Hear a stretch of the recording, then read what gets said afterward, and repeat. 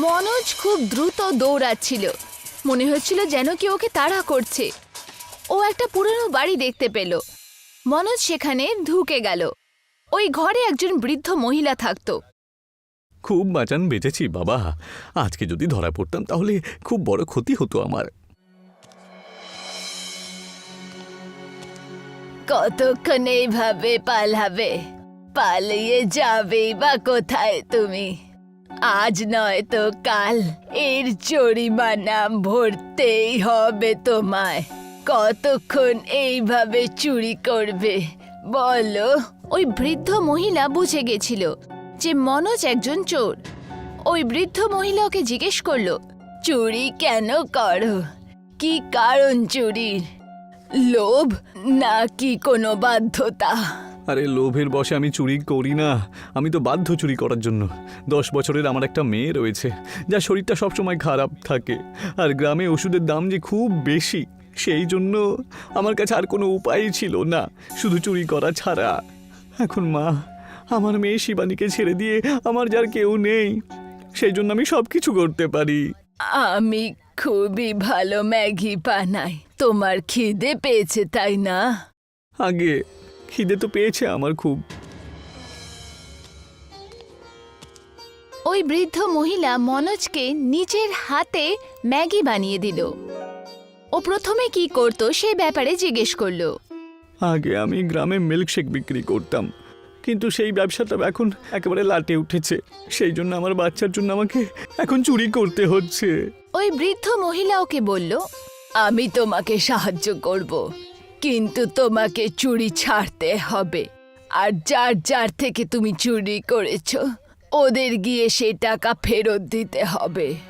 দেখো ঠাকুমা, আমাকে তুমি সাহায্য করো, আমি তোমার কাছে সবসময় কৃতজ্ঞ থাকবো। তুমি তোমার নিজের কাজ বাঁ হাত দিয়ে করো নাকি ডান হাতে? আগে আমি আমার কাজ ডান হাত দিয়েই করি।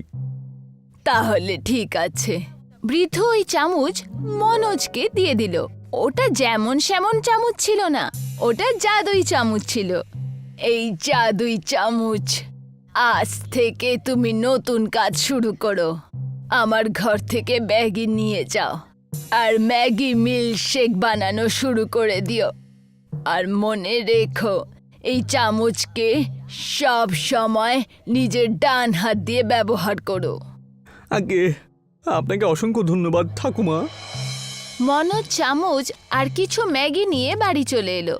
ঘরে ওর মেয়ে শিবানী খুব অসুস্থ ছিল। শিবানীকে দেখে মনোজ ওকে বলল, আর তোমার চিন্তা করার কোনো দরকার নেই, তোমার বাবা সবকিছু সামলে নেবে। বাবা, আমার কি হয়েছে? আমি ঠিক কেন হচ্ছি না? তুমি খুব তাড়াতাড়ি ঠিক হয়ে যাবে। আমি কাল থেকে ম্যাগি বিক্রি করা শুরু করব। কিন্তু বাবা, তুমি ম্যাগি বানাতে জানো? না কোকি, সেটা কালকে গিয়েই দেখতে পাবো আমি। একজন ভালো ঠাকুমা আমাকে ম্যাগি মিল্কশেক বিক্রি করতে বলেছে জানো তো, তাই কাল থেকে আমি ম্যাগি মিল্কশেক বিক্রি করা শুরু করব। পরের দিন সকালবেলায় মনোজ নিজের ঠেলায় পৌঁছে গেল আর ওই বৃদ্ধ মহিলার দেওয়া চামচ দিয়ে ম্যাগি নাড়াতে লাগলো। যখন ওই ম্যাগি মিল্কশেক বানাচ্ছিল তখনই ওখান দিয়ে একজন ব্যক্তি যাচ্ছিল। আবার মিল্কশেকের ব্যবসা শুরু করলে? এই গ্রামে তো মিল্কশেক কেউ কেনেই না, তাহলে আবার কেন ব্যবসা শুরু করলে ভাই? আরে এটা শুধু মিল্কশেক নয়, এটা হলো ম্যাগি মিল্কশেক, বুঝলে? Maggi milkshake? কই একবার দাও, আমি একটু খেয়ে দেখি তো একবার, যে তুমি কিরকম ম্যাগি মিল্কশেক বানিয়ে বিক্রি করছো গ্রামে। হ্যাঁ, এক্ষুনি দিচ্ছি ভাই। মনোজ ওই ব্যক্তিকে ম্যাগি মিল্কশেক দিয়ে দিল। ওই ব্যক্তি যেই ওটাকে খেলো, ওর মুখ থেকে প্রথম শব্দ বেরোলো, বাহ মনোজ বাদাত, বাহ বাহ, এ তো সত্যিই দারুণ খেতে। এটা খেয়ে তো যেন প্রাণটা শান্তি পেল। দাও দাও ভাই, আমাকে আরো এক প্লেট দাও ভাই। হ্যাঁ, এক্ষুনি দিচ্ছি বন্ধু। আস্তে আস্তে করে মনোজের ম্যাগি মিল্কশেক ভালো করে বিক্রি হতে শুরু করলো। মনোজ সবার চুরি হওয়া টাকা সবাইকে ফেরত দিয়ে এলো। শুধু জমিদারের টাকা ফেরত দেয়া বাকি ছিল। মনোজ জমিদারের বাড়ি গেল আর ওকে গিয়ে বলল, জমিদার বাবু, আমায় ক্ষমা করে দেবেন। আমি আপনার কাছ থেকে অনেকদিন আগে কিছু পয়সা চুরি করেছিলাম, সেই পয়সা আপনাকে ফেরত দিতে এসেছি, আর তার সাথে দোকানের ম্যাগি মিল্কশেক নিয়ে এসেছি। বলো, আমার বাড়ি থেকে পয়সা চুরি করলে আর আমি জানতেও পারলাম না? আমার কাছে এত বেশি পয়সা, সেই জন্য ভুলে যাই আর কি। তবে তুমি আমার পয়সা চুরি যখন করেছিলে, আমি তোমাকে এইভাবে তো যেতে দেব না। তার দ্বিগুণ পয়সা তোমাকে আমাকে দিতে হবে কিন্তু। আমি দ্বিগুণ পয়সাই তো নিয়ে এসেছি। যার যার বাড়ি থেকে আমি পয়সা চুরি করেছিলাম তাদেরকে আমি দ্বিগুণ দামই তো দিয়ে দিচ্ছি, আর তার সাথে আমার ম্যাগি মিল্কশেকও দিচ্ছি। মনোজ জমিদারকে টাকা ফেরত দিল। জমিদার আশ্চর্য হয়ে গেল যে মনোজের কাছে এত টাকা এলো কোথা থেকে, যে এ তো সবার চুরি হওয়া টাকার দ্বিগুণ ফেরত দিচ্ছে। জমিদার নিজের চেলা গুলুকে ডাকলো। আরে গুল্লু, এই গ্রামের চোর বেটা মনোজ হঠাৎ করে এত বড় লোক হয়ে গেল কি করে রে? আরে কার বাড়িতে এত বড় ডাকাতি করেছে বল দেখিনি? হ্যাঁ, আরে ডাকাতি নয়, ব্যবসা শুরু করেছে মনোজ, ম্যাগি মিল্কশেকের। পুরো গ্রামে বিখ্যাত হয়ে গেছে। আমি তো শুনেছি যে ওর ম্যাগি মিল্কশেক খেলে পরেই মনের মধ্যে একটা অদ্ভুত শান্তি ফিরে আসে। আচ্ছা, আমিও তাহলে একবার চেকে দেখি তো এই ম্যাগি মিল্কশেকটাকে।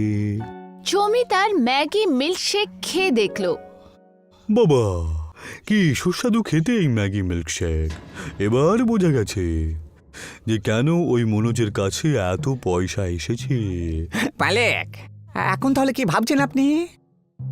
কোনো না কোনো গোপন রহস্য আছে বই কি, যে এত ভালো ম্যাগি মিল্কশেকও তৈরি করছে। যাও গুলু, যাও একবার গিয়ে খোঁজ নাও তো ব্যাপারটা আসলে কি। গুলু পরের দিন মনোজের দোকানে গেল এটা দেখতে যে ওই ম্যাগি মিল্কশেক কিভাবে বানায়। পৌঁছাতেই ও মনোজকে বলল, এই যে মনোজ দাদা, আমাকে একটা ম্যাগি শিল্প দাও না, দেখাও দেখাবো। হ্যাঁ গুল্লু, এক্ষুনি দিচ্ছি। মনোজ গুল্লুকে এক প্লেট ম্যাগি মিল্কশেক দিল। মিল্কশেক খেতে খেতে গুল্লু মনোজকে প্রশ্ন করলো, আচ্ছা মনোজ দাদা, আমাকে একটা কথা বলো না, তুমি এত সুস্বাদু ম্যাগি মিল্কশেক যে বানাও, এর আসল রহস্যটা কি বলো তো? হ্যাঁ, আরে এর রহস্য হলো এই চামচটা, এই জাদুর চামচটা। এই কড়াইয়ের খাবার খুবই সুস্বাদু হয়ে যায়। আরে কি এমন আছে এই চামচে? মনোজ গুলুকে নিজের মেয়ে থেকে ওই বৃদ্ধ মহিলার সব কাহিনী বলল, আর গুলু সব কথা শুনে গিয়ে জমিদারকে বলল। তাহলে এই হলো ব্যাপার। না, ওই চামচটা কিন্তু আমার লাগবে গুল্লু। আমি নিজের ম্যাগি মিল্কশেকের ব্যবসা শুরু করতে চাই যে। তাহলে মালিক, এখন এরপর কি করবো তাহলে? ওর দোকানে গিয়ে ওর কাছ থেকে ওই চামচটা চুরি করে নিয়ে পালিয়ে নেব। চোরের বাড়ি থেকে চুরি করবো? মালিক, আপনার সত্যিই কোনো জবাব নেই। এই চুপ করো তো, যখন রাত হবে আমার সঙ্গে যাবে তুমি। রাত হতেই জমিদার আর গুলু দুজনে মিলে মনোজের দোকানে ঢুকে গেল আর ওই চামচকে খুঁজতে লাগলো। আর তখনই গুলু ওই চামচ দেখতে পেল। মালিক, এই দেখুন, ওই যে সেই জাদুর চামচটা এখানে পড়ে রয়েছে। আরে তাহলে দেখছো কি, ফটাফট তুলে নিয়ে পালিয়ে এসো। পরের দিন সকালে মনোজ যে দোকানে এলো, ও দেখলো যে ওখানে ওর চামচ নেই।